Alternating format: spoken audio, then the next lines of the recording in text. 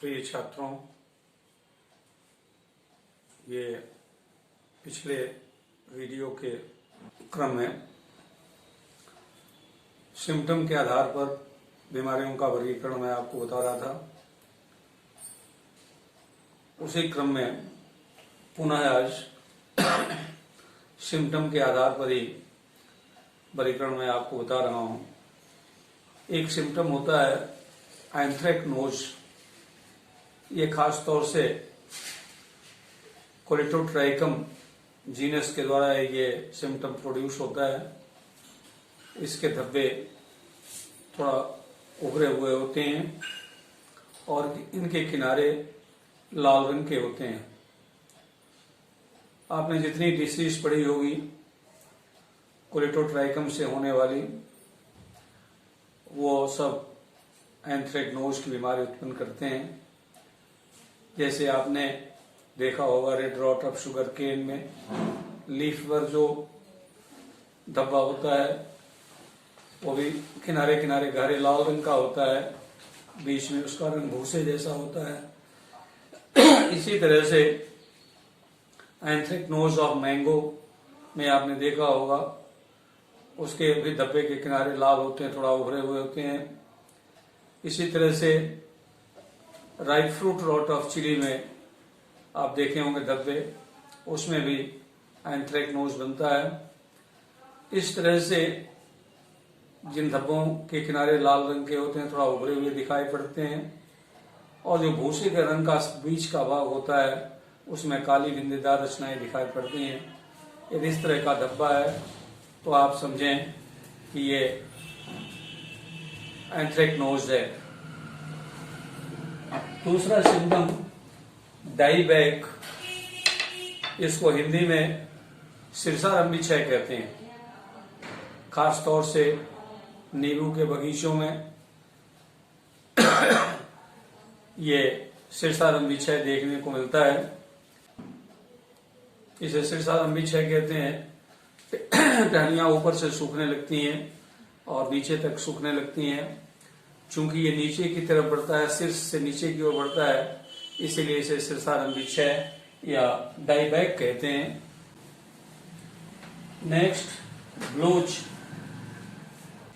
ये ब्लोच जो होता है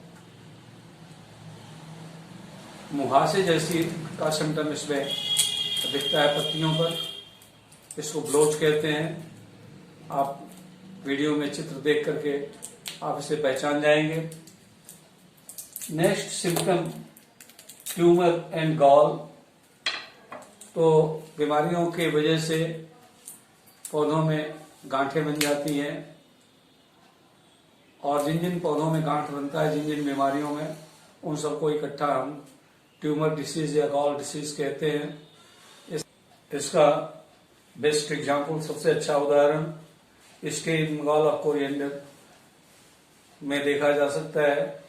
इसके दाने में भी वो हाइपरट्रॉफी हो जाती है, फूल जाता है, और तने पर तो गांठें बनती ही हैं, जिसके वजह से स्टेम गॉल ऑफ कोरिएंडर कहते हैं। ये ट्रॉफी एक सामान्य लक्षण है। अधिकांशतः बीमारियों में पौधे या पौधे के भाग बौने रह जाते हैं। बौने क्यों रह जाते हैं? कोई भी रोग कारक जब किसी पौधे पर पहुंचता है तो पराश्रयी के रूप में ही रहता है, और उसे वो उसका भोजन लेता है। भोजन के अभाव में पौधे छोटे रह जाते हैं, दाने भी छोटे हो जाते हैं, पत्तियां भी छोटी हो जाती हैं। इस तरह जो नॉर्मल साइज है पौधे का या पौधे के भागों का, वो छोटा हो जाता है। इसको कलेक्टिवली, समग्र रूप से इसे हम एट्रोफी कहते हैं। तो एट्रोफी भी टाइप का डिसीज होता है। छात्रों, आप जानते हैं पत्तियों में धब्बे बनते हैं। इन धब्बों के बीच की जब टिश्यूज टूट करके नीचे गिर जाते हैं तो पत्तियों में छेद दिखाई पड़ने लगता है। और इसका बेस्ट एग्जाम्पल जो है आप कोलोकेशिया ब्लाइट में देख सकते हैं। अगस्त सितंबर के महीने में बीमारी अरवी के पत्ते पर बहुत लगती है, और उसके धब्बे के बीच के टिश्यूज टूट के गिर जाते हैं और इनमें साफ साफ छिद्र दिखाई पड़ता है।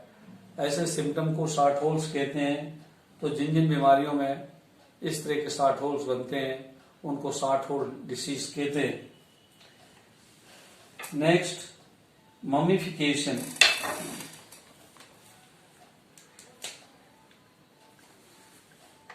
ये ममीफिकेशन का ये मतलब होता है कि फलों में या पौधों के भागों में रोग कारक भर जाता है, उसके टिश्यूज की जगह पर रोग कारक भरे रहते हैं, इसको ममीफिकेशन कहते हैं। और ये भी आपको वीडियो में चित्र की सहायता से पहचानने में आसानी होगी। छात्रों, इनेशन बीमारी के फलस्वरूप पौधे में छोटी छोटी पास बहुत सारी पत्तियां निकल जाती हैं, इसको इनेशन कहते हैं। कभी कभी नेचर में भी इनेशन दिखाई पड़ता है प्राकृतिक रूप से। वहाँ ये पत्तियां जो होती हैं उनमें वैस्कुलर बंडल नहीं होता है, और ये ऐसा माना जाता है कि फोटोसिंथेसिस को इनहेंस करने के लिए नेचर में ये बना हुआ है। लेकिन रोग के कारण दूसरे तरह का ये दिखता है, पास बहुत छोटी छोटी पत्तियां बन जाती हैं, इसको इनेशन कहते हैं। छात्रों, अगला जो बीमारी का समूह है विचेज ब्लूम, सिम्टम के आधार पर विचेज ब्लूम बीमारी होती है। इसमें बहुत पास पत्तियां निकल जाती हैं, इसके इंटरनोड बहुत शार्ट हो जाते हैं, और ब्लूम का मतलब आप समझते हैं झाड़ू। तो इतना नजदीक पत्तियां हो जाती हैं कि इसे हम विचेज ब्लूम सिम्टम का नाम देते हैं। और जिन जिन बीमारियों में ये सिम्टम दिखता है उनको विचेज ब्लूम कहा जाता है। गमोसिस जो है कुछ बैक्टीरिया और फंगल डिसीजेज में पौधों के तने से लसलसी पदार्थ निकलते हैं गोंद जैसा, उसको गमोसिस कहते हैं। जैसे सिट्रस गमोसिस, नींबू में गमोसिस की बीमारी होती है, और गोंद जैसा पदार्थ इनके तने से निकलता है। तो इस तरह की बीमारी जिन जिन पौधों में जिन जिन कारणों से लगती है सबको इकट्ठा हम गमोसिस डिसीज कहते हैं। और रोजेट में भी पत्तियां बहुत पास बनती हैं, गुलाब की जैसे पंखुड़ी होती है उसी तरह से ये पत्तियां पास बन जाती हैं। इस तरह के सिम्टम को रोजेट कहते हैं, और जिनमें इस तरह का सिम्टम होता है उसको रोजेट डिसीज कहा जाता है। मोज़ेक बहुत कॉमन शब्द है, आप लोग अपने घरों में भी मोज़ेक का फर्श देखे होंगे, उसमें तरह तरह के कलर के चिप्स डाले जाते हैं। मोज़ेक में पत्तियों पर कहीं पीला कहीं हरा इस तरह के पैचेस बनते हैं, और पूरी की पत्ती लीफ लेमिना कहीं हरा कहीं पीला दिखता है। इस पैटर्न को मोज़ेक कहते हैं। खासतौर से वायरल डिसीजेज में मोज़ेक का सिम्टम दिखाई पड़ता है, और इस तरह का सिम्टम जितनी बीमारियों में होता है उनको इकट्ठा हम मोज़ेक डिसीजेस कहते हैं। स्कैब में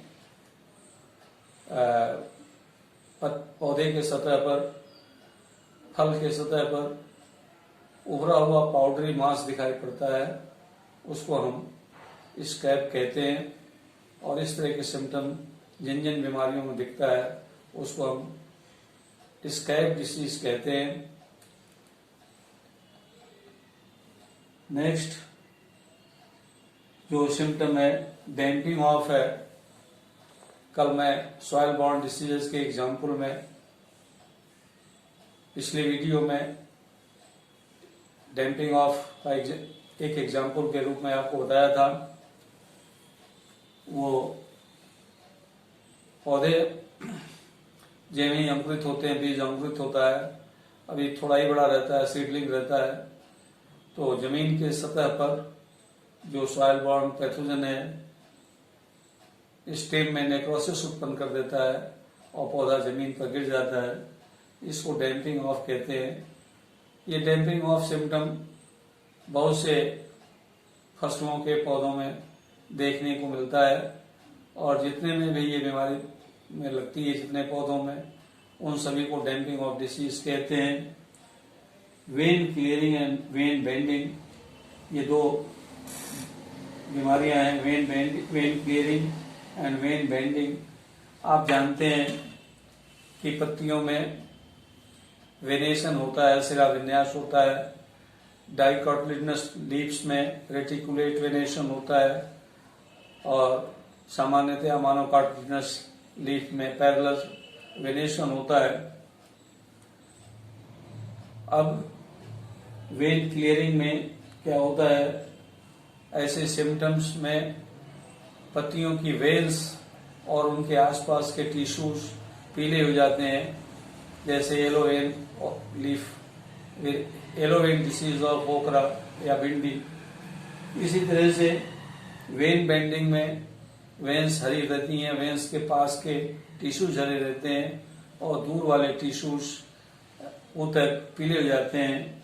ऐसे सिम्टम को हम वेन बेंडिंग कहते हैं। आपको चित्र में दिखाई पड़ेगा, आप इसे समझ जाएंगे।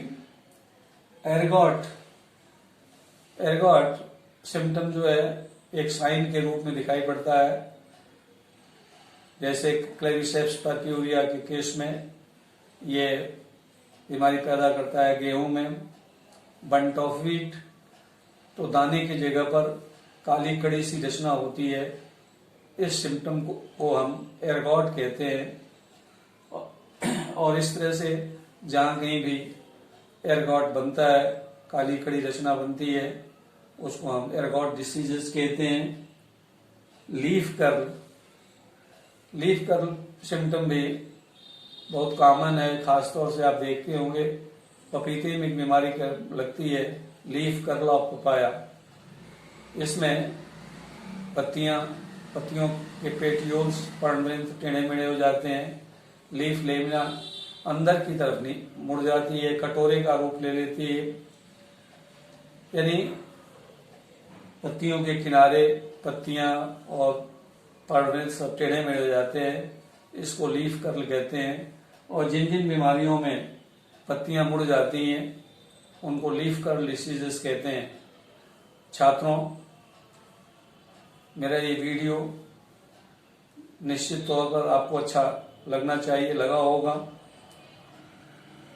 अब आज का ये वीडियो मैं यहीं समाप्त करता हूँ। आगे सिम्टम के आधार पर बीमारियों का वर्गीकरण और भी है, अगले वीडियो में हम आपको बताएंगे। आशा है ये अच्छा लगा होगा, आप इसे देखें, शेयर करें।